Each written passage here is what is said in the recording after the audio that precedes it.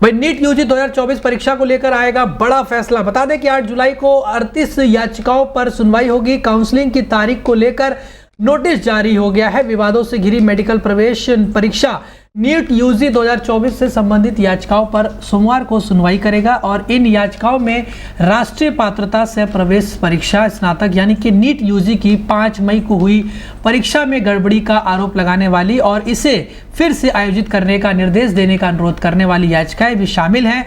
केंद्र और राष्ट्रीय परीक्षा एजेंसी यानी कि एनटीए ने शुक्रवार को न्यायालय में कहा था कि गोपनीयता भंग होने के किसी साक्ष्य के बिना इस परीक्षा को रद्द करने का बेहद प्रतिकूल प्रभाव पड़ेगा, क्योंकि इससे लाखों ईमानदार अभ्यर्थियों पर गंभीर असर पड़ सकता है। वहीं न्यायालय की वेबसाइट पर अपलोड की गई 8 जुलाई की वाद सूची के अनुसार प्रधान न्यायाधीश डीवाई चंद्रचूड़ और न्यायमूर्ति जेबी पारदीवाला और न्यायमूर्ति मनोज मिश्रा की पीठ परीक्षा से संबंधित कुल 38 याचिकाओं पर सुनवाई करेगी।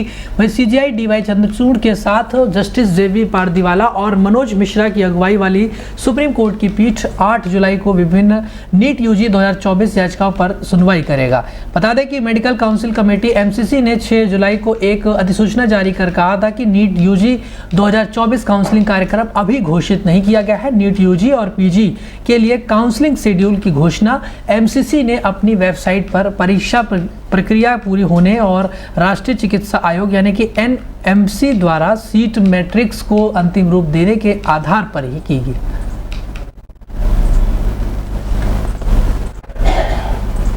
वही नमो भवन पर राजद ने एक तंज कसा है। रोजगार भवन और किसान भवन कब बनेगा, यह बड़ा सवाल पूछा है। बीजेपी सांसद निशिकांत दुबे के नमो भवन निर्माण वाले सुझाव पर राजनीति अब गर्मा गई है। उन्होंने कहा कि बीजेपी को जिस सीट पर 60% से अधिक वोट मिले हैं वहां नमो भवन का निर्माण किया जाएगा।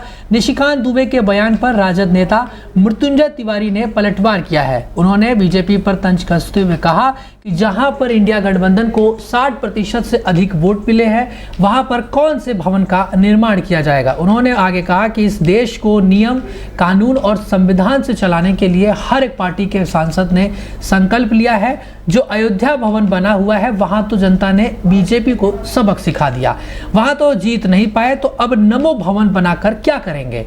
हर हर मोदी घर घर मोदी तो खत्म हो गया है। उन्होंने कहा कि ये बताइए कि रोजगार देने वाला भवन कहाँ बनेगा, किसान भवन कब बनेगा, जिनके मेहनत और पसीने से सबका पेट भरता है, उसका जवाब दीजिए।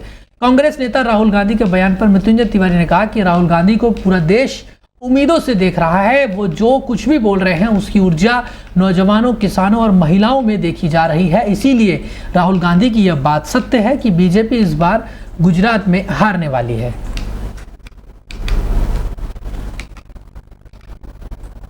भाई सोशल मीडिया 14 साल तक सत्ता में रहे मार्क रूट हार हुई। आपको बता दें कि साइकिल से निकले पूर्व मार्क रूट सोशल मीडिया पर उनका वीडियो वायरल हो रहा है। नीदरलैंड के निवर्तमान प्रधानमंत्री मार्क रूट ने 14 साल के कार्यकाल के बाद अपने पद से इस्तीफा दे दिया है। उन्होंने यह जिम्मेदारी पूर्व खुफिया प्रमुख डिक सूफ को सौंप दी है।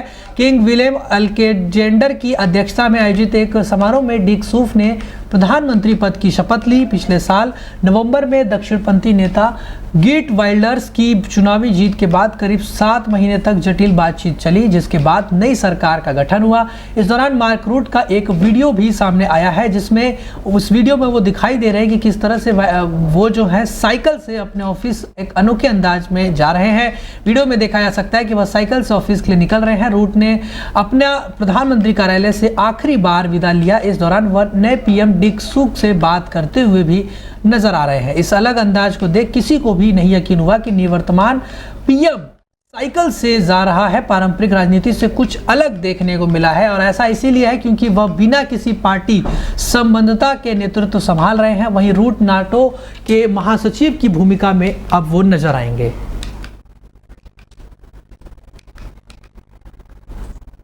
ऑस्ट्रिया की यात्रा पर प्रधानमंत्री नरेंद्र मोदी जाएंगे। ऑस्ट्रियाई चांसलर कार्ल नेमर ने जताई है खुशी। प्रधानमंत्री नरेंद्र मोदी 9 जुलाई को ऑस्ट्रिया की यात्रा पर जाएंगे और पीएम मोदी की इस यात्रा को लेकर ऑस्ट्रियाई चांसलर कार्ल नेमर ने खुशी जताई है। उन्होंने कहा कि पीएम मोदी की आगामी वियना यात्रा एक विशेष सम्मान है, क्योंकि यह 4 दशकों में भारत के किसी प्रधानमंत्री की पहली यात्रा है।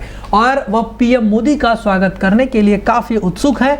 इसके साथ ही उन्होंने कहा कि यह यात्रा दोनों देशों के बीच राजनयिक संबंधों के 75 साल पूरे होने के जश्न के साथ मेल खाती है। बता दें कि 4 दशक में पहली बार कोई भारतीय प्रधानमंत्री ऑस्ट्रिया की यात्रा पर जा रहा है। इससे पहले साल 1983 में तत्कालीन प्रधानमंत्री इंदिरा गांधी ने ऑस्ट्रिया की यात्रा की थी। इंदिरा गांधी की यात्रा के 41 साल बाद प्रधानमंत्री नरेंद्र मोदी 9 जुलाई को ऑस्ट्रिया जाएंगे। पीएम मोदी की यात्रा को लेकर ऑस्ट्रियाई चांसलर ने एक्स पर लिखा कि मैं पीएम मोदी का स्वागत करने के लिए बहुत उत्सुक हूं। विश्व के सबसे बड़े लोकतंत्र भारत के प्रधानमंत्री ऑस्ट्रिया आ रहे हैं, इसके लिए मैं काफ़ी प्रसन्न हूं, खुशी भी हूं। अगले सप्ताह वियना उन्हें आ रहे हैं। यात्रा एक विशेष सम्मान है क्योंकि यह 40 साल से अधिक वर्षों में किसी भी भारतीय प्रधानमंत्री की पहली यात्रा है, जो कि एक महत्वपूर्ण मील का पत्थर साबित होगी क्योंकि हम भारत के साथ राजनयिक संबंधों के 75 वर्ष पूरे करने का भी जश्न मना रहे हैं। बता दें कि इससे पहले शुक्रवार को विदेश मंत्रालय ने भी कहा था कि पीएम मोदी की आगामी ऑस्ट्रिया यात्रा से भारत ऑस्ट्रेलिया साझेदारी का दायरा बढ़ाने में मदद मिलेगी और आपसी हित के क्षेत्रीय और वैश्विक महत्व के मुद्दे को संबोधित करने में भी मदद मिलेगी।